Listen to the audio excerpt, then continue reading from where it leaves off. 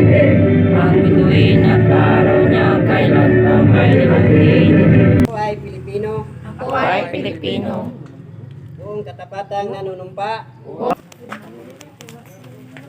Dan lupon. Nagbaktas pa. Pan. Oh, joke kayo kay. Pila rin yung turok. Ang pan niya ako ay. Kapi. Okay. O, mo ito bukal. Kapi nga ko. Isug og color. Ay, ginana niya pero ka ng kulang. Asukaran ni darling. Wanto kay daghan nga mo sa mong pangbunlog na to. 40 ka sabot-sabotan ron. Unsa una mo pagumagi na nga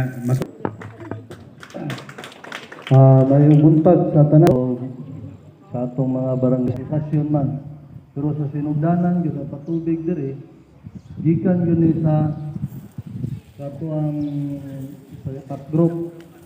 Ang TAC group diri ni duol sa barangay aron matabangan ang katawhan sa barangay Carmen.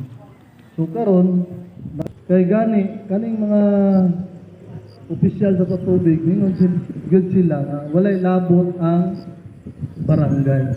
Sa tinuod pag maayong pagdumala sa asosasyon mahatag sa katawhan ang sakto nga serbisyo sa patubig ang barangay dili gyud na mo-enter, no? Pero karon kay nagkinahanglan man ang mga tao. Niya karon sige balik-balik og chat sa akua, wa daw sila tubig. Kung saan na to pagsulbad kung dili barangay sa pagpadagan, pagdumala sa mga asosasyon sama sa barangay Water Works and Sanitation Association, so bawasa.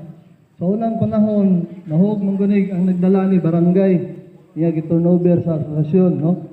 Mo na nga dili man pod bawasa ang nakabutan kung bawasa barangay water association, no? Ang nakabutang unta niya kay kaska man niya tong patubig, no? Oh, Carmen Spring. Ano? Kaska. Carmen Spring Water Association. Kaska man. Carmen Spring Consumers Association. So, tama na. So, nag-ingon diri sa Local Government Code of 1991 of RA 6716. Subay sa Local Government Code of sa Republic Act 6716. Ang barangay ang responsibilidad sa paghatag ng serbisyo sa tubig o sanitasyon ngadto sa komunidad. So, ang barangay adunay dakong katungod, no? Nga makahatag og tubig, pagdumala sa tubig o paghatag kasiguruhan sa katawhan sa pag-inom sa mga tao sa tubig gikan sa tuwang spring. Kunya ang patubig o asosasyon bawasa, ang bawasa gihimo aron direktang mag-operate o mag-maintinar sa pasilidad sa tubig. Bisan og ang mga konsuminador o membro ang naglangkob niini, sila naglihok ubos sa supervision sa barangay. So, naagyapon ang barangay, no? Bisan pa gihatag na ng patubig sa asosasyon, naagyapoy katungod ang barangay nga mag-monitor sa ilaha o mag-supervise sa asosasyon.